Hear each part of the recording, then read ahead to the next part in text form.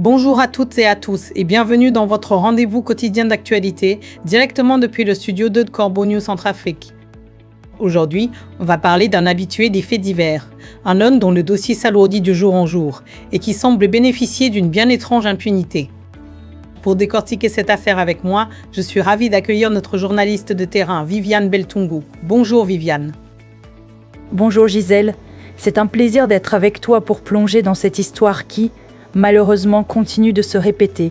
On parle bien de Daniel Nzewe, de son vrai nom Daniel Kolikanga, dont le dossier devient de plus en plus pesant à l'eau crabe. Un dossier pesant, c'est le moins qu'on puisse dire, Viviane. Dis-nous, quelle est la dernière en date qui vient s'ajouter à la pile? Eh bien, Gisèle, après une affaire de 10 millions de francs CFA qu'il avait déjà conduit derrière les barreaux, au préjudice de son compatriote Thierry Ouambeti, voilà qu'un second dossier vient s'ajouter. Des investisseurs chinois ont déposé plainte pour un montant conséquent de 11 millions de francs CFA.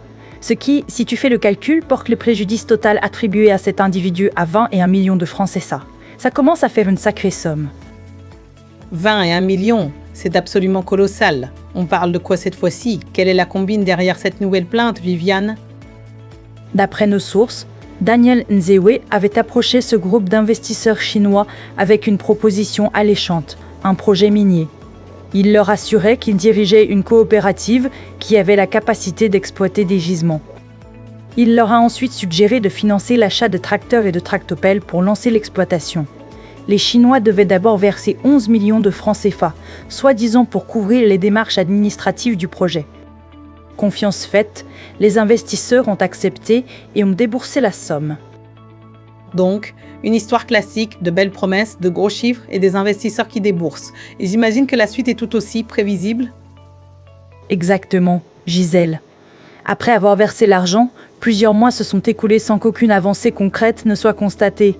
Les investisseurs n'ont vu ni gisement exploité, ni tracteur livré, ni aucun document administratif abouti. Devant cette impasse, ils n'ont eu d'autre choix que de se rendre à l'OCROB pour déposer une plainte formelle. Ce nouveau dossier vient donc compléter celui déjà ouvert pour l'affaire Ouambeti. Étonnamment, cette situation a un air de déjà-vu pour Daniel Nzewe, n'est-ce pas? On a déjà entendu parler de ce genre d'affaires le concernant. C'est tout à fait ça, Gisèle. Cette affaire chinoise n'est absolument pas une première pour Daniel Nzewe. Pendant la transition politique, sous Catherine Samba-Panza, il avait déjà escroqué d'autres ressortissants chinois pour plusieurs millions de francs CFA. Les victimes avaient alors déposé plainte et il avait été incarcéré à la prison centrale de Ngaragba. Mais c'est là que l'histoire prend un tournant encore plus étonnant. Ah oui, je vois où tu veux en venir. Dis-nous, Viviane, comment un homme déjà emprisonné pour de tels faits a-t-il pu s'en sortir? Depuis sa cellule, Gisèle, il avait multiplié les courriers pour clamer son innocence. Il s'était notamment adressé à Faustin Archange Touadéra, son ancien professeur à l'université de Bangui, qui était devenu l'empereur en 2016. Étonnamment, le dictateur Faustin avait alors jugé qu'il pouvait être innocent, et Daniel Nzewe avait recouvré la liberté. C'est une liberté qui, visiblement, n'a pas servi à le remettre dans le droit chemin.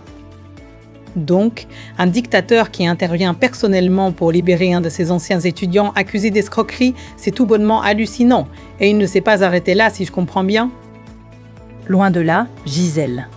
Le nom de Daniel Nzewe apparaît également dans d'autres dossiers de fraude. Il aurait organisé une escroquerie liée à un trafic de faux or, causant la perte de plusieurs millions de francs CFA à des partenaires franco-israéliens et canadiens. Cette affaire avait été transmise à la section de recherche et d'investigation de la Gendarmerie nationale, qui l'avait arrêté. Attends Viviane, tu me dis qu'il a été arrêté pour une affaire de faux or, mais il est de nouveau en liberté pour escroquer les Chinois? Comment est-ce possible? Y a-t-il une sorte de protection politique qui plane au-dessus de sa tête? C'est la question que tout le monde se pose, Gisèle. Le directeur de cabinet de la présidence avait pourtant estimé que les preuves de manipulation et de faux documents justifiaient son maintien en détention. Mais le dictateur Faustin Archange Touadéra avait néanmoins ordonné sa remise en liberté, et cette intervention, Gisèle, s'est répétée à plusieurs reprises. Daniel Nzewe, étant membre du mouvement Cœurs Unis, le parti au pouvoir, semble bénéficier d'une protection récurrente qui entrave le travail des enquêteurs à chaque nouvelle affaire. C'est une situation qui interroge sérieusement la justice de notre pays, Viviane. Quel sort attend Daniel Nzewe avec ce nouveau dossier et ses 20 et 1 million de préjudices cumulés? Avec l'ajout de la plainte chinoise, Le dossier de Daniel Nzewe prend une ampleur inédite. La procédure normale voudrait qu'un dossier de cette gravité soit transmis au parquet de Bangui avec un mandat de dépôt à la clé.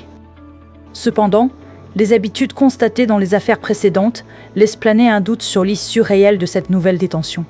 C'est une affaire à suivre, Gisèle, et nous resterons vigilants.